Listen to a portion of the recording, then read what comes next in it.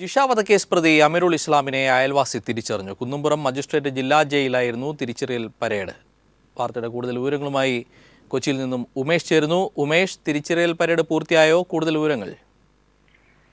തിരിച്ചറിയൽ പരേഡ് പൂർത്തിയായി. കുന്നുംപുറം മജിസ്ട്രേറ്റ് ഷിബു ഡാനിയലിന്റെ മേൽനോട്ടത്തിൽ കാക്കനാട് ജില്ലാ ജയിലിൽ വെച്ച് നടത്തിയ തിരിച്ചറിയൽ പരേഡിലാണ് ജിഷയുടെ അയൽവാസി ശ്രീലേഖ പ്രതി അമീറുൽ ഇസ്ലാമിനെ തിരിച്ചറിഞ്ഞത്. തിരിച്ചറിയൽ പരേഡിന് ഹാജരാകാൻ 6 പേർക്ക് സമൻസ് അയച്ചിരുന്നെങ്കിലും ശ്രീലേഖ മാത്രമാണ് എത്തിയത്. കൊലപാതകം നടന്ന ദിവസം ജിഷയുടെ വീടിന് സമീപം സംശയാസ്പദമായ നിലയിൽ യുവാവിനെ കണ്ടിരുന്നു എന്ന ശ്രീലേഖ നേരത്തെ മൊഴി നൽകിയിരുന്നു. ഇതേ തുടർന്നാണ് ശ്രീലേഖയെ തിരിച്ചറിയൽ പരേഡിനെ വിളിപ്പിച്ചത്. പ്രതിയെ തിരിച്ചറിഞ്ഞത് കേസിൽ ഒരു നിർണായക വഴിത്തിരിവായിരിക്കുകയാണ്. തിരിച്ചറിയൽ പരേഡിന് ശേഷം പ്രൊഡക്ഷൻ വാറന്റ് പുറപ്പെടുവിക്കണമെന്നാവശ്യപ്പെട്ട് അന്വേഷണ സംഘം പെരുമ്പാവൂർ കോടതിയിൽ അപേക്ഷ സമർപ്പിച്ചിട്ടുണ്ട്. ഇതിന് അനുമതി ലഭിച്ചാൽ പ്രതിയെ കോടതിയിൽ ഹാജരാക്കും. പ്രതിയെ ഹാജരാക്കവേ തന്നെ പോലീസ് കസ്റ്റഡി അപേക്ഷയും സമർപ്പിക്കും. പ്രതി അമീറുലിനെ കസ്റ്റഡിയിൽ വിട്ടുകൊണ്ട് കോടതി ഉത്തരവായാലുടൻ ഇയാളെ തെളിവെടുപ്പിന് കൊണ്ടുപോവുകയും ചെയ്യും. കൊച്ചിയിൽ നിന്ന് ഉമേഷാണ് വിവരങ്ങൾ നൽകിയത്. അന്യസംസ്ഥാന തൊഴിലാളികളുടെ സമഗ്ര വിവരശേഖരണ പദ്ധതി അട്ടിമറിച്ചത് മുൻ തൊഴിൽ മന്ത്രി ഷിബു ബേബി ജോൺ ആണെന്ന ആരോപണവുമായി മുൻ കൊല്ലം ജില്ലാ പഞ്ചായത്ത് പ്രസിഡന്റ് എസ് ജയമോഹൻ. സംസ്ഥാനത്ത് ആദ്യമായി അന്യസംസ്ഥാന തൊഴിലാളികൾക്ക് ഏർപ്പെടുത്തിയ ഹെൽത്ത് കാർഡ് പദ്ധതിയിൽ നിന്ന് രാഷ്ട്രീയ പ്രേരിതമായി തൊഴിൽ വകുപ്പ് പിന്മാറിയെന്നും എസ് ജയമോഹൻ പറഞ്ഞു. സംസ്ഥാനത്ത് ആദ്യമായി അന്യസംസ്ഥാന തൊഴിലാളികൾക്കായി ഹെൽത്ത് കാർഡ് ഏർപ്പെടുത്തിയത് കൊല്ലം ജില്ലാ പഞ്ചായത്തായിരുന്നു. ജില്ലാതല ഉദ്ഘാടനം കരവാളൂർ പഞ്ചായത്തിൽ 2013 നടക്കുകയും ചെയ്തു. വിവിധ വകുപ്പ് ഉദ്യോഗസ്ഥരെ കൂടി ഉൾപ്പെടുത്തി അന്യസംസ്ഥാന തൊഴിലാളികളുടെ വിരലടയാളവും രക്തപരിശോധന വരെ നടത്തിക്കൊണ്ടുള്ള സമഗ്ര സർവേ നടത്താനായിരുന്നു ആദ്യഘട്ടത്തിൽ തൊഴിൽ മന്ത്രി കൂടി പങ്കെടുത്ത് തീരുമാനിച്ചത്. എന്നാൽ യാതൊരു മുന്നറിയിപ്പുമില്ലാതെ തൊഴിൽ വകുപ്പ് ഉദ്യോഗസ്ഥരെ മന്ത്രി ഇടപെട്ട് പിൻവലിക്കുകയായിരുന്നുവെന്ന് മുൻ കൊല്ലം ജില്ലാ പഞ്ചായത്ത് പ്രസിഡന്റ് എസ് ജയമോഹൻ പറഞ്ഞു. അങ്ങനെ എല്ലാ തൊഴിലാളികളെയും കൊല്ലം ജില്ലയിൽ കൊണ്ടുവന്നിരുന്നുവെങ്കിൽ കേരളത്തിലാകെ അന്യ സംസ്ഥാനക്കാർക്ക് പ്രത്യേകമായ രജിസ്ട്രേഷൻ ക്ഷേമനിധി എല്ലാം ഉണ്ടായിരുന്നുവെങ്കിൽ ഏതെങ്കിലും കുറ്റകൃത്യങ്ങൾ അവർ ചെയ്താൽ ഓഫീസ് നോക്കി തന്നെ നമുക്ക് രേഖ വെച്ചവരെ കണ്ടെത്താൻ കഴിയുമായിരുന്നു. ആ സ്ഥിതി ഇല്ലാതാക്കിയത് കഴിഞ്ഞ ഗവൺമെൻറ് തൊഴിൽ വകുപ്പ് മന്ത്രി മിസ്റ്റർ ഷിബു ബേബി ജോണുമാണ്. പദ്ധതി സംസ്ഥാന വ്യാപകമായി നടപ്പിലാക്കാൻ കഴിഞ്ഞിരുന്നുവെങ്കിൽ ജിഷ കൊലക്കേസിൽ അന്വേഷണത്തിൽ പോലീസിന് സഹായകരമായേനെ. തൊഴിലാളികളുടെ ചിത്രം, മേൽവിലാസം, രക്തഗ്രൂപ്പ്, രോഗനിർണയ വിവരം, വിരലടയാളം, രക്ഷിതാക്കളുടെ വിവരം, തൊഴിൽ ദാതാവ്, അക്കൗണ്ട് നമ്പർ തുടങ്ങിയവയാണ് ഹെൽത്ത് കാർഡിനായി കൊല്ലം ജില്ലാ പഞ്ചായത്ത് ആദ്യഘട്ടത്തിൽ 40,000 പേരിൽ നിന്ന് വിവരങ്ങൾ ശേഖരിച്ചത്. കൊല്ലം ജില്ലയിൽ മാത്രം 1,00,000-ലധികം അന്യസംസ്ഥാന തൊഴിലാളികൾ ഉണ്ടാകാമെന്നാണ് അനൌദ്യോഗിക കണക്ക്. രാജ്കുമാർ, ന്യൂസ് ബ്യൂറോ, കൊല്ലം. ആൺകുട്ടികളുടെ ആധിപത്യവുമായി ഈ വർഷത്തെ എഞ്ചിനീയറിംഗ് റാങ്ക് പട്ടിക. 1ാം റാങ്ക് എറണാകുളം സ്വദേശി റാം ഗണേഷിന്, തിരുവല്ല സ്വദേശി അക്ഷയ് ആനന്ദിനാണ് 2ാം റാങ്ക്, തിരുവനന്തപുരം സ്വദേശി അശ്വിൻ എസ് നായർക്ക് 3ാം റാങ്കും ലഭിച്ചു. അടുത്ത വർഷം മുതൽ എഞ്ചിനീയറിംഗ് പ്രവേശന പരീക്ഷയ്ക്ക് ഹയർ സെക്കൻഡറി സ്കൂളുകളിൽ നിന്നും അപേക്ഷിക്കാമെന്ന് വിദ്യാഭ്യാസ മന്ത്രി സി രവീന്ദ്രനാഥ് വ്യക്തമാക്കി. എഞ്ചിനീയറിംഗിന് ഈ വർഷം പരീക്ഷ എഴുതിയ 1,02,649 വിദ്യാർത്ഥികളിൽ 78,169 വിദ്യാർത്ഥികളാണ് ഉപരിപഠനത്തിന് യോഗ്യത നേടിയത്. ആദ്യ 10 റാങ്കുകളും ആൺകുട്ടികളാണ് കരസ്ഥമാക്കിയത്. എറണാകുളം സ്വദേശി റാം ഗണേഷ് വിക്കാണ് 1ാം റാങ്ക്, തിരുവല്ല സ്വദേശി അക്ഷയ് ആനന്ദ് 2ഉം, തിരുവനന്തപുരം സ്വദേശി അശ്വിൻ എസ് നായർ 3ാം റാങ്കും കരസ്ഥമാക്കി. SC പട്ടികയിൽ മലപ്പുറം സ്വദേശി ഷിബൂസ് എസ് 1ാം റാങ്കും തൃശൂർ സ്വദേശി ഋഷികേഷ് 2ാം റാങ്കും നേടി. ST പട്ടികയിൽ കോട്ടയത്തുകാരൻ ആദർശ് എസ് 1ാം റാങ്കും എറണാകുളം സ്വദേശി നമിത എസ് 2ാം റാങ്കും കരസ്ഥമാക്കി. ആദ്യ 100 റാങ്കിൽ 90 എണ്ണം ആൺകുട്ടികൾ നേടിയപ്പോൾ കേവലം 10 റാങ്കുകൾ മാത്രമാണ് പെൺകുട്ടികൾക്ക് നേടാനായത്. അടുത്ത വർഷം മുതൽ എഞ്ചിനീയറിംഗ് പ്രവേശനം ഹയർ സെക്കൻഡറി സ്കൂളുകളിലൂടെ നടപ്പാക്കുമെന്ന് മന്ത്രി സി രവീന്ദ്രനാഥ് പറഞ്ഞു. അടുത്ത വർഷം അത് എല്ലാ ഹയർ സെക്കൻഡറി സ്കൂളുകളിലും ഓൺലൈൻ സംവിധാനം ഉണ്ടാക്കി അതാത് സ്കൂളുകളിൽ തന്നെ എൻട്രൻസ് പരീക്ഷയ്ക്ക് അപേക്ഷിക്കാനുള്ള സാധ്യത ഉണ്ടാക്കും.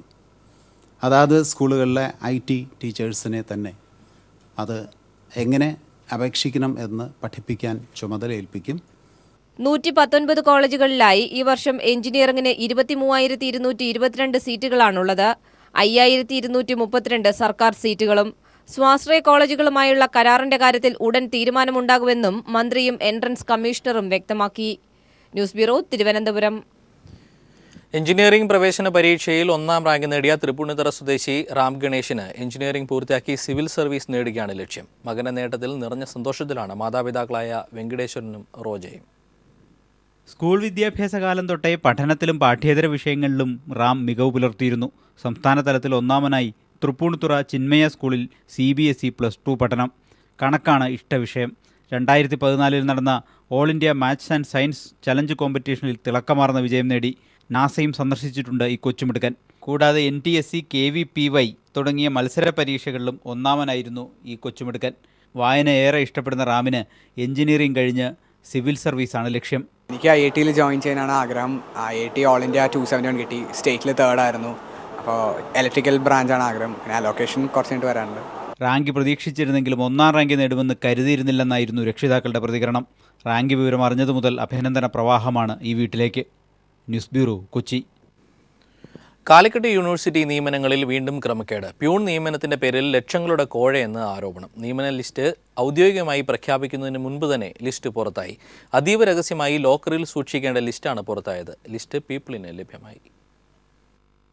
കാലിക്കറ്റ് യൂണിവേഴ്സിറ്റിയിലെ പ്യൂൺ നിയമനത്തിന്റെ മറവിലാണ് ക്രമക്കേടുകൾ നടക്കുന്നത്. ദിവസവേതനക്കാർക്കായി സംവരണം ചെയ്യപ്പെട്ട ഒഴിവുകളിലേക്കാണ് ലക്ഷങ്ങളുടെ കോഴയിടപാടുകൾ നടന്നത്. ഔദ്യോഗികമായ ലിസ്റ്റ് പ്രസിദ്ധീകരിക്കുന്നതിന് മുമ്പ് തന്നെ റാങ്ക് ലിസ്റ്റ് പുറത്തിറങ്ങി. രജിസ്ട്രാറുടെ ഓഫീസിൽ അതീവ രഹസ്യമായി സൂക്ഷിക്കേണ്ട ലിസ്റ്റാണ് പുറത്തിറങ്ങിയിരിക്കുന്നത്. ലിസ്റ്റിന്റെ പകർപ്പ് പീപ്പിളിന് ലഭിച്ചു. ലിസ്റ്റ് കാണിച്ച ഉദ്യോഗാർത്ഥികളിൽ നിന്നും ലക്ഷങ്ങൾ കോഴ വാങ്ങിയതായും വിവരമുണ്ട്. ലിസ്റ്റിലുള്ളവർക്ക് UDF അനുകൂല സംഘടനകളിൽ അംഗത്വവും നൽകി. രജിസ്ട്രാറുടെയും വൈസ് ചാൻസലറുടെയും ഒരു വിഭാഗം സിൻഡിക്കേറ്റ് അംഗങ്ങളുടെയും അനുമതിയോടെയാണ് ക്രമക്കേടുകൾ നടക്കുന്നതെന്നും ആരോപണം ഉയർന്നിട്ടുണ്ട്. പ്യൂൺ നിയമനത്തിലെ നടപടിക്രമങ്ങൾ നേരത്തെ ഹൈക്കോടതി സ്റ്റേ ചെയ്തിരുന്നു. സ്റ്റേ നീക്കിയാലുടൻ നിയമനം നടത്താനാണ് നീക്കം. അതേസമയം ക്രമക്കേടുകൾ അന്വേഷിച്ച് കർശനമായ നടപടി സ്വീകരിക്കുമെന്ന് വിദ്യാഭ്യാസ മന്ത്രി പ്രൊഫസർ C. രവീന്ദ്രനാഥ് പറഞ്ഞു. ആരുടെ ഇടപെടൽ കൊണ്ടാണ് ഈ ക്രമക്കേട് ഉണ്ടായിട്ടുള്ളത് എന്ന് നല്ലപോലെ പരിശോധിച്ചാലേ മനസ്സിലാവുള്ളൂ. അതിനു മുമ്പ് ഇന്ന ആളാണ് അല്ലെങ്കിൽ ഇന്ന ബോഡിയാണ് അതിന് ഉത്തരവാദി എന്ന് ഞാൻ പറയുന്നില്ല. പക്ഷേ പരിശോധനയിൽ ആരാണ് ഇത്തരം ക്രമക്കേട് നടന്നിട്ടുണ്ടെങ്കിൽ അതിന് ഉത്തരവാദി എന്നുള്ളത് കൃത്യമായി കണ്ടെത്തി അവർക്കെതിരെ കർശനമായിട്ടുള്ള നിലപാടെടുക്കും. നേരത്തെ യൂണിവേഴ്സിറ്റി അസിസ്റ്റന്റ് നിയമനവുമായി ബന്ധപ്പെട്ട് നടത്തിയ ലക്ഷങ്ങളുടെ കോഴയിടപാടുകൾ പീപ്പിൾ TV ഒളിക്യാമറയിലൂടെ പുറത്തു കൊണ്ടുവന്നിരുന്നു. അന്ന് പ്രഖ്യാപിച്ച അന്വേഷണം എവിടെയും എത്തിയിട്ടുമില്ല. കാലിക്കറ്റ് യൂണിവേഴ്സിറ്റിയിൽ അഴിമതിയും ക്രമക്കേടുകളും തുടർക്കഥയാവുകയാണ്. നടപടി സ്വീകരിക്കേണ്ട അധികൃതർ തന്നെയാണ് ക്രമക്കേടുകൾക്ക് കൂട്ടുനിൽക്കുന്നതെന്നതാണ് ഇവിടുത്തെ പ്രത്യേകത. PV കുട്ടൻ, കോഴിക്കോട്. ചമ്പക്കുളം രാജപ്രമുഖൻ ട്രോഫി നടുഭാഗം ചുണ്ടന്. സെന്റ് പയസ് ചുണ്ടൻ 2ാം സ്ഥാനം നേടി. ചമ്പക്കുളം ചുണ്ടൻ 3ാമതെത്തി. ചരിത്രപ്രസിദ്ധമായ ചമ്പക്കുളം മൂലം വള്ളംകളിയിൽ 6 ചുണ്ടൻ വള്ളങ്ങൾ ഉൾപ്പെടെ 21 വള്ളങ്ങളാണ് ഇക്കുറി പങ്കെടുത്തത്. രാവിലെ 11:30 മടത്തിൽ ക്ഷേത്രത്തിലും മാപ്പിളശ്ശേരി തറവാട്ടിലും കല്ലൂർക്കാട് ഫെറോന പള്ളിയിലും തിരുവിതാംകൂർ ദേവസ്വം അധികാരികൾ നടത്തിയ ആചാരാനുഷ്ഠാനങ്ങളോടെയാണ് ജലോത്സവം ആരംഭിച്ചത്. കോഴിക്കോട് ജില്ലയിൽ ആരോഗ്യവകുപ്പിന്റെ ജാഗ്രതാ നിർദ്ദേശം. പകർച്ചവ്യാധികൾ പടരുന്ന സാഹചര്യത്തിലാണ് ജാഗ്രതാ നിർദ്ദേശം നൽകിയത്. 10,000-ലേറെ പേർ പനി കാരണം ചികിത്സ തേടിയതായി കണക്കുകൾ സൂചിപ്പിക്കുന്നു. വയറിളക്കത്തെ തുടർന്ന് 2 കുട്ടികൾ കഴിഞ്ഞ ദിവസം ജില്ലയിൽ മരിച്ചിരുന്നു. ജില്ലയിലെ വിവിധ പ്രാഥമികാരോഗ്യ കേന്ദ്രങ്ങളിലടക്കം 11,680 പേർ പനി കാരണം ചികിത്സ തേടിയതായാണ് ആരോഗ്യവകുപ്പിന്റെ കണക്കുകൾ. സ്ഥിരീകരിക്കാത്ത കണക്കുകൾ ഇതിലും കൂടുതലാണ്. കാലവർഷം ശക്തമായതോടെ ജില്ലയിൽ ജലജന്യ രോഗങ്ങളും പടർന്നു പിടിക്കുന്നു. 2 കുട്ടികൾ മരിച്ച വടകരയിലടക്കം 4,142 വയറിളക്കബാധ കണ്ടെത്തിയിട്ടുണ്ട്. ഇതുകൂടാതെ ഡെങ്കിപ്പനി, എലിപ്പനി, മലേറിയ എന്നീ രോഗങ്ങളും ജില്ലയിൽ റിപ്പോർട്ട് ചെയ്തിട്ടുണ്ട്. ആശങ്ക പരത്തുന്ന വിധത്തിൽ പകർച്ചവ്യാധികൾ റിപ്പോർട്ട് ചെയ്യുന്ന സാഹചര്യത്തിൽ റാപ്പിഡ് ആക്ഷൻ ടീം രൂപീകരിച്ച് പകർച്ചവ്യാധി തടയാനുള്ള നടപടികൾക്ക് ജില്ലാ പഞ്ചായത്ത് തുടക്കം കുറിച്ചതായി പ്രസിഡന്റ് ബാബു പറശ്ശേരി പറഞ്ഞു. ഇതിന് ഒരു റാപ്പിഡ് റെസ്പോൺസ് ടീമിനെ DMIയുടെ നേതൃത്വത്തിൽ രൂപീകരിച്ചു ജില്ലയിൽ ഇതിൻ്റെ ജാഗ്രതയായ പ്രവർത്തനം ഇപ്പോൾ ആരംഭിച്ചു കഴിഞ്ഞിട്ടുണ്ട്. ഹെൽത്ത് ഇൻസ്പെക്ടർമാരുടെ സേവനം ഒന്നുകൂടി ഉറപ്പാക്കിയിട്ടുണ്ട്. എല്ലാ സ്ഥലങ്ങളിലും പരിശോധന, ജ്യൂസ് കടകൾ, ഹോട്ടലുകളുടെ പരിസരം ഈ തുടങ്ങിയ കാര്യങ്ങളെല്ലാം സംഘടിപ്പിക്കുന്നതിനാവശ്യമായ ഒരു പ്രവർത്തനം കൂടി ഇവിടെ ഇതിൻ്റെ ഭാഗമായി നമ്മൾ പ്ലാൻ ചെയ്തിട്ടുണ്ട്. പകർച്ചവ്യാധികൾ പടർന്നു പിടിക്കുന്ന സാഹചര്യത്തിൽ ആരോഗ്യവകുപ്പ് ജനങ്ങൾക്ക് കനത്ത ജാഗ്രതാ നിർദ്ദേശവും നൽകിയിട്ടുണ്ട്. News bureau, Kozhikode. Thiruvananthapuram medical കോളേജിലെ MRI CT സ്കാനിംഗ് സെന്ററുകൾ അടിക്കടി പ്രവർത്തനരഹിതമാകുന്നത് നൂറുകണക്കിന് രോഗികളെ വലയ്ക്കുകയാണ്. സാധാരണക്കാരായ രോഗികൾക്ക് തുച്ഛമായ നിരക്കിൽ സ്കാനിംഗ് നടത്താവുന്ന ഈ സെന്ററുകൾ ഇത്തരത്തിൽ കേടുവരുന്നത് സ്വകാര്യ സ്കാനിംഗ് സെന്ററുകളെ സഹായിക്കാനാണെന്നും ആക്ഷേപമുണ്ട്. അതേസമയം MRI സ്കാനിംഗ് സെന്ററിൽ രജിസ്ട്രേഷൻ നിർത്തിവെച്ചതും രോഗികളെ ആശങ്കയിലാക്കുന്നു. തിരുവനന്തപുരം മെഡിക്കൽ കോളേജിലെ അത്യാധുനിക സംവിധാനത്തോടെയുള്ള 2 CT സ്കാനിംഗ് മെഷീനുകൾ അടിക്കടി കേടാവുന്നത് ഇപ്പോൾ നിത്യസംഭവമായിരിക്കുകയാണ്. പല മുടന്തൻ ന്യായങ്ങൾ പറഞ്ഞാണ് ആശുപത്രി അധികൃതർ സ്കാനിംഗ് സെന്ററുകൾ അടച്ചിടുന്നത്. സ്വകാര്യ സ്കാനിംഗ് സെന്ററുകളെ സഹായിക്കാനുള്ള ഈ നീക്കം അധികൃതർ തുടങ്ങിയിട്ട് കാലമേറെയായിട്ടും ബന്ധപ്പെട്ട വകുപ്പ് തലവന്മാർ നടപടിയെടുക്കുന്നില്ലെന്നും പരാതിയുണ്ട്. BPL വിഭാഗത്തിൽപ്പെട്ട രോഗികൾക്ക് സൗജന്യമായും മറ്റുള്ളവർക്ക് കുറഞ്ഞ നിരക്കിലുമാണ് ഇവിടെ സ്കാനിംഗ് നടത്തുന്നത്. ഇത്തരം സ്കാനിംഗ് നടത്താൻ സ്വകാര്യ ലാബുകളിൽ രോഗികൾ 5000 രൂപ മുതൽ 10,000 രൂപ വരെ നൽകേണ്ടതുണ്ട്. അപകടങ്ങളിൽപ്പെട്ട ആശുപത്രിയിലെത്തി അടിയന്തര ശസ്ത്രക്രിയയ്ക്ക് വിധേയരാകുന്ന രോഗികൾക്ക് പോലും ഇങ്ങനെ സ്കാനിംഗ് സെന്ററുകൾ പണിമുടക്കുന്നത് ദുരിതാവസ്ഥയാണ് സമ്മാനിക്കുന്നത്. ഇതിനു പുറമെ മെഡിക്കൽ കോളേജിലെ MRI സ്കാനിംഗ് സെന്ററിൽ രോഗികളുടെ മുൻകൂർ രജിസ്ട്രേഷനും നിർത്തലാക്കി. Medical college, super speciality block, SIT ആശുപത്രി എന്നിവിടങ്ങളിൽ ചികിത്സയിൽ കഴിയുന്ന രോഗികൾ സ്കാനിങ്ങിന് ആശ്രയിക്കുന്നത് ഈ ഏക MRI സ്കാനിംഗ് സെന്ററിനെയാണ്. അതേസമയം സ്കാനിംഗ് മെഷീനുകൾ ഇത്തരത്തിൽ അടിക്കടി കേടാകുന്ന വിഷയത്തിൽ വകുപ്പ് മന്ത്രി തന്നെ ഇടപെട്ട് നടപടി സ്വീകരിക്കണമെന്ന ആവശ്യവും ഉയർന്നിട്ടുണ്ട്. Sunil Arumanoor, news bureau, Thiruvananthapuram. Azhikode light ഹൗസിനടുത്ത് ചോരക്കുഞ്ഞിനെ കണ്ടെത്തിയ സംഭവത്തിൽ വ്യാജ സിദ്ധൻ അറസ്റ്റിലായി. വ്യാജ ചികിത്സയുടെ പേരിൽ ഭർതൃമതിയായ യുവതിയെ ഗർഭിണിയാക്കിയ ഇയാൾ യുവതി പ്രസവിച്ച കുഞ്ഞിനെ കുറ്റിക്കാട്ടിൽ ഉപേക്ഷിക്കുകയായിരുന്നു. കഴിഞ്ഞ 13-ാം തീയതിയാണ് കണ്ണൂർ അഴീക്കോട് ലൈറ്റ് ഹൗസിന് സമീപത്തെ കുറ്റിക്കാട്ടിൽ ചോരക്കുഞ്ഞിനെ ഉപേക്ഷിക്കപ്പെട്ട നിലയിൽ കണ്ടെത്തിയത്. പിന്നീട് പോലീസ് സ്വമേധയാ കേസെടുത്ത് കുഞ്ഞിനെ അമ്മത്തൊട്ടിലിന്റെ സംരക്ഷണയിലാക്കുകയായിരുന്നു. പോലീസ് അന്വേഷണത്തിൽ കണ്ണൂർ ധനലക്ഷ്മി ആശുപത്രിയിൽ അതേ ദിവസം പ്രസവം നടന്നതായും കുഞ്ഞിനെ അമ്മ അശ്രദ്ധമായി ശുശ്രൂഷിച്ചതായി വിവരം ലഭിക്കുകയും ചെയ്തു. തുടർന്ന് നടത്തിയ അന്വേഷണത്തിലാണ് അത്താഴക്കുന്ന് സ്വദേശിയുടേതാണ് കുഞ്ഞെന്നും വലിയന്നൂർ പുറത്തിൽപ്പള്ളിക്ക് സമീപമുള്ള വ്യാജസിദ്ധൻ വ്യാജ ചികിത്സ നടത്തി ഭർതൃമതിയായ യുവതിയെ ഗർഭിണിയാക്കുകയും കുഞ്ഞിനെ വളർത്താൻ യുവതിയും ഭർത്താവും വിസമ്മതിച്ചപ്പോൾ വളർത്താനെന്ന വ്യാജേന വാങ്ങി കുറ്റിക്കാട്ടിൽ ഉപേക്ഷിക്കുകയുമായിരുന്നുവെന്ന് പോലീസ് പറയുന്നു. ഇയാള് ഈ മതപരമായി ചൂഷണം നടത്തുകയായിരുന്നു. ശ്വാസകോശ സംബന്ധമായ അസുഖം ഉണ്ടെന്ന് പറഞ്ഞിട്ട് ഈ ഒരു സ്ത്രീ ഇയാളെ സമീപിച്ചപ്പോൾ ഇയാൾ പറഞ്ഞു കുറച്ച് മരുന്നൊക്കെ കൊടുത്തു. എന്നിട്ട് ഇയാൾ അങ്ങനെ അസ്മാവ് ചൊല്ലാൻ വേണ്ടി ഇവളെ വീട്ടിലേക്ക് വന്നു. കുറേ പ്രാവശ്യം വന്നു. അങ്ങനെ ഇവർ ശാരീരികമായി ബന്ധപ്പെട്ടിട്ട് ഇവളങ്ങനെ ഗർഭിണിയായി. അപ്പോൾ അങ്ങനെ സിദ്ധനെ വിളിച്ചു വരുത്തി.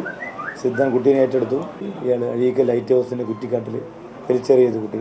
വളപട്ടണം SI ശ്രീജിത്തിന്റെ നേതൃത്വത്തിലുള്ള സംഘമാണ് കേസന്വേഷണം നടത്തിയത്. ലത്തീഫിനെ കോടതിയിൽ ഹാജരാക്കി. News bureau, Kannur. KSU പ്രഖ്യാപിച്ച വിദ്യാഭ്യാസ ബന്ദിനോടനുബന്ധിച്ച് KSU MSF പ്രവർത്തകർ ഏറ്റുമുട്ടി. നിരവധി പേർക്ക് പരിക്കേറ്റു. വിദ്യാഭ്യാസ ബന്ദിനെ തുടർന്ന് അടിമാലി കോളേജിനുള്ളിൽ നടന്ന സംഘർഷം പിന്നീട് ടൗണിലെ ഏറ്റുമുട്ടലിൽ കലാശിക്കുകയായിരുന്നു. മൺകട്ടയിൽ നിർമ്മിച്ച പുല്ലുമേഞ്ഞ ചോർന്നൊലിക്കുന്ന കൂരയിൽ ജീവിതം തള്ളി നീക്കുകയാണ് 3 പതിറ്റാണ്ടായി കാസർഗോഡ് അദൂരിലെ ചന്ദ്രന്റെ കുടുംബം. ചെറുകുള ജാസൂർ അന്തർ സംസ്ഥാന പാതയോരത്തെ പുറമ്പോക്കിൽ കഴിയുന്ന ചന്ദ്രന്റെ കുടുംബം പട്ടയഭൂമിക്കും സുരക്ഷിത വീടിനും വേണ്ടി അധികൃതരുടെ കാരുണ്യം തേടുകയാണ്. കൂലിപ്പണിയെടുത്താണ് ഈ കുടുംബം നിത്യവൃത്തിക്ക് വഴി കണ്ടെത്തുന്നത്. ചെങ്കൽ ക്വാറികളിൽ ദിനവേതനത്തിന് കൂലിപ്പണിയെടുക്കുന്ന ചന്ദ്രനും കർഷക തൊഴിലാളിയായ ഭാര്യ സരോജിനിക്കും 3 പതിറ്റാണ്ടായുള്ള സ്വപ്നമാണ് സുരക്ഷിതമായ വീടും കിടപ്പാടത്തിന് പട്ടയവും. കുടുംബസ്വത്തൊന്നും ഇല്ലാതിരുന്ന ചന്ദ്രൻ വിവാഹത്തിന് ശേഷം ഭാര്യയോടൊപ്പം ജീവിതം കെട്ടിപ്പടുക്കുവാൻ കണ്ടെത്തിയത് ചെർക്കള ജാൾസൂർ അന്തർ സംസ്ഥാന പാതയുടെ ഓരത്തെ പുറമ്പോക്ക് ഭൂമിയാണ്. പുല്ലുമേഞ്ഞ കൂര കെട്ടി അവിടെ താമസം തുടങ്ങി. ചോരുന്ന കുടിലിനെ രക്ഷിക്കാൻ ഇപ്പോൾ പ്ലാസ്റ്റിക് ടാർപ്പായി ഉപയോഗിക്കുകയാണ്. മുറ്റത്തോട് ചേർന്നുള്ളത് കേരള റിസർവ് വനമാണ്. ഇഴജന്തുക്കൾ മുതൽ കാട്ടാനകൾ വരെ ഭയപ്പെടണം. 2001 തുടങ്ങിയതാണ് കിടപ്പാടത്തിന് പട്ടയത്തിനായുള്ള ചന്ദ്രന്റെ നെട്ടോട്ടം. സ്ഥലമില്ലാത്തതിനോട് വീട് തരുന്നില്ല എന്ന് പഞ്ചായത്ത് എന്ന് പറഞ്ഞു. ഗവൺമെന്റിന്റെ ഒരു അനുകൂലം നമുക്ക് ഇല്ല. കൂലിപ്പണിയെടുത്തിട്ട് പിന്നെ ഒരു വീട് വെക്കാൻ പറ്റില്ലല്ലോ. കാറടുക്ക ഗ്രാമപഞ്ചായത്ത് താൽക്കാലിക വീട്ടു നമ്പർ നൽകിയതിനാൽ കുടിലിന് വൈദ്യുതി ലഭിച്ചു. പട്ടയമില്ലാത്തതിനാൽ വീട് ലഭിച്ചില്ല. കൂലിപ്പണിയിൽ നിന്നുള്ള വരുമാനം കൊണ്ട് വീട് നിർമ്മിക്കാൻ ഈ കുടുംബത്തിന് കഴിയുന്നില്ല. 3 കുട്ടികളുണ്ട് ഈ ദമ്പതികൾക്ക്. എന്നെങ്കിലും തങ്ങളുടെ സ്വപ്നങ്ങൾ യാഥാർത്ഥ്യമാകുമെന്ന പ്രതീക്ഷയിലാണ് ചന്ദ്രന്റെ കുടുംബം. അന്തർ സംസ്ഥാന പാതയോരത്തെ പുറമ്പോക്ക് ഭൂമിയിൽ ഈ കുടുംബം താമസം തുടങ്ങിയിട്ട് 30 വർഷത്തോളമായി. ഇവരുടെ കൈവശ ഭൂമിക്ക് ഇതുവരെയും പട്ടയം ലഭിച്ചിട്ടില്ല. സർക്കാരിൽ നിന്നും കാരുണ്യം ലഭിക്കുമെന്ന പ്രതീക്ഷയിലാണ് ചന്ദ്രനും കുടുംബവും. ക്യാമറാമാൻ ഷൈജു ബിലാത്രയ്ക്കൊപ്പം സണ്ണി ജോസഫ്. മഹായിടയന് ജന്മദിന സമ്മാനമായി ആദിവാസികൾക്കുള്ള സൗജന്യ ചികിത്സാ പദ്ധതികൾ പ്രഖ്യാപിച്ച് മലയാളത്തിന്റെ മഹാനടൻ മമ്മൂട്ടി. ഫിലിപ്പോസ് മാർ ക്രിസോസ്റ്റം വലിയ മെത്രാപ്പോലിത്തയുടെ ജന്മദിനാഘോഷ വേദിയിലാണ് പ്രഖ്യാപനം. മമ്മൂട്ടി നേതൃത്വം നൽകുന്ന കെയർ ആൻഡ് ഷെയർ ഫൗണ്ടേഷൻ കൊച്ചിയിൽ സംഘടിപ്പിച്ച ജന്മദിനാഘോഷം മഹായിടയനുള്ള ആദരവായി. നാടിൻ്റെ ഇടയനായ വലിയ തിരുമേനിക്ക് വലിയ ആദരവായി മമ്മൂട്ടിയുടെ നേതൃത്വത്തിൽ സംഘടിപ്പിച്ച ജന്മദിനാഘോഷം. ക്രിസോസ്റ്റം വലിയ മെത്രോപ്പൊലിത്ത ഏറെ സ്നേഹിക്കുന്ന ആദിവാസി ജനവിഭാഗത്തിനായി 3 ക്ഷേമ പദ്ധതികൾ മമ്മൂട്ടി നേതൃത്വം നൽകുന്ന കെയർ ആൻഡ് ഷെയർ ഫൗണ്ടേഷൻ ജന്മദിനാഘോഷത്തിന്റെ ഭാഗമായി പ്രഖ്യാപിച്ചു. സൗജന്യ നേത്ര ശസ്ത്രക്രിയ, വൃക്കം മാറ്റിവെക്കൽ ശസ്ത്രക്രിയ, ഹൃദ്രോഗ ചികിത്സ എന്നിവയാണ് പദ്ധതികൾ. ശുദ്ധിയുടെ കാലമാണ്. നന്മ ചെയ്യേണ്ട പ്രാധാന്യമുള്ള കാലമാണ്. അതുകൊണ്ട് അങ്ങനെയുള്ള ഒരുപാട് ആളുകൾ ഇതിൽ സഹായിക്കാനുണ്ടാവുമെന്ന് ഞാൻ വിചാരിക്കുന്നു. അദ്ദേഹത്തിന് വീണ്ടും ഇനി ഒരു 100 ജന്മദിനങ്ങൾ കൂടെ അഹങ്കാരമാണ് അല്ലെങ്കിൽ അത്യാഗ്രഹമാണ്, എന്നാലും നമ്മുടെ ആഗ്രഹങ്ങൾക്ക് അതിരില്ലല്ലോ. അദ്ദേഹത്തിന് ഇനിയും ഒരുപാട് ജന്മദിനങ്ങൾ ആശംസിച്ചുകൊണ്ട് മമ്മൂട്ടി നടത്തുന്ന സാമൂഹ്യ സേവന പ്രവർത്തനങ്ങളെ തൻ്റെ സ്വതസിദ്ധമായ നർമ്മശൈലിയിൽ വലിയ തിരുമേനി പ്രശംസിച്ചു. നമ്മൾ ഏത് കുഴിയിൽ ചെന്ന് ചാടുമെന്ന് അദ്ദേഹത്തിന് അറിയാം. ആ കുഴി കുഴിച്ചേച്ച് നമ്മളെ അതിലോട്ട് തള്ളി അദ്ദേഹം പണം സമ്പാദിച്ചത്. ആ പണം എന്ത് ചെയ്തു? മനുഷ്യൻ ലോകത്തിൽ എന്താണ് ചെയ്യേണ്ടത് എന്ന് മനുഷ്യനെ ശാന്തിഗിരി ആശ്രമം ഓർഗനൈസിംഗ് സെക്രട്ടറി സ്വാമി ഗുരുരത്നം ജ്ഞാനതപസ്വി ഡോക്ടർ KR വിശ്വംഭരൻ, നേത്രരോഗ വിദഗ്ധൻ ഡോക്ടർ ടോണി ഫെർണാണ്ടസ് തുടങ്ങിയവരും ചടങ്ങിൽ പങ്കെടുത്തു. News bureau, Kochi. വിരുന്നുകാരനായെത്തി കേരളത്തിന്റെ വിപണിയെ കീഴടക്കിയ പഴമാണ് റംബുട്ടാൻ. നോമ്പ് വിഭവങ്ങളിലെ പഴങ്ങളുടെ പട്ടികയിൽ റംബുട്ടാനും ഇടം കിട്ടിയതോടെ പുണ്യമാസം റംബുട്ടാൻ വിപണിക്കും പ്രിയപ്പെട്ട കാലമാണ്. മഴമധുരമായി എത്തുന്ന റംബുട്ടാൻ പഴങ്ങൾ കർഷകരുടെ മഴക്കാല ആശ്വാസം കൂടിയാണ്. കേരളത്തിന് സമീപകാലം വരെ അത്ര പരിചിതമല്ലാതിരുന്ന പഴമാണ് റംബൂട്ടാൻ. മൺസൂൺ ഫലമായ റംബൂട്ടാൻ മെയ്, ജൂൺ, ജൂലൈ മാസങ്ങളിലാണ് പഴുത്ത് വിളയുക. കാലവർഷത്തിനൊപ്പം ഇപ്പോൾ കേരളത്തിലെ പഴവിപണികളിൽ ഏറ്റവും ഡിമാൻഡുള്ളതും റംബൂട്ടാന് തന്നെയാണ്. കേരളത്തിന് പുറമെ തമിഴ്നാട്ടിലും റംബൂട്ടാൻ പഴങ്ങൾക്ക് വലിയ ഡിമാൻഡാണ്. സാധാരണഗതിയിൽ പത്തനംതിട്ട പോലുള്ള ജില്ലകളിൽ 5000 മുതൽ 30,000 രൂപ വരെ ഒരു മരത്തിലെ വിളയിനത്തിൽ മാത്രം കർഷകർക്ക് ലഭിക്കുന്നുണ്ട്. വ്യാവസായിക അടിസ്ഥാനത്തിലുള്ള ഉൽപാദനം റംബൂട്ടാനിൽ ഇല്ലെങ്കിലും ചെറുകിട കർഷകർ 3ഉം 4ഉം റംബൂട്ടാൻ തൈകൾ ഒരു വീട്ടുവളപ്പിൽ നട്ടു വളർത്തുന്നുണ്ട്.